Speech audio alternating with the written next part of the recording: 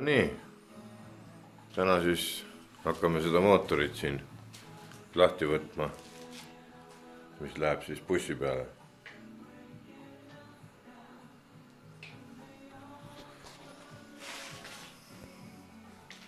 Tegemist on siis Seat Toledo mootoriga originaalis, aga ta on juba olnud Colt 2 peal. Ja ei, see ei lähe sinna. See läheb bussi peale. Siit võtame siis kõik ülejäänud pudinad küljest ära ja puhta mootoriga lähme edasi siit. Kõigepealt tuleb mootor puhtaks teha ja pesta ja võt nii. Niisiis, amordid võtsin ära, kuuleri torustiku, käiguvabastiku, esimese mootori tala.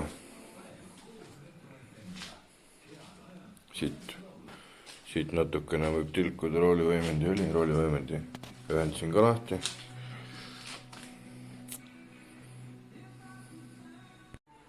Niisiis, sild on eemaldatud, käiguasti on ka ühe mutriga kinni veel.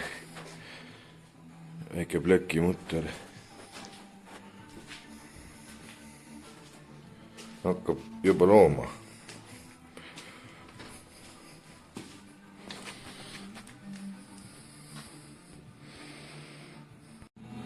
Nii, segadust küll üsna palju siin juba. Käigukast on küljest ära. Veepumbad, starterid, roolivõimupumbad. Siin on natukene oksudeerimist näha.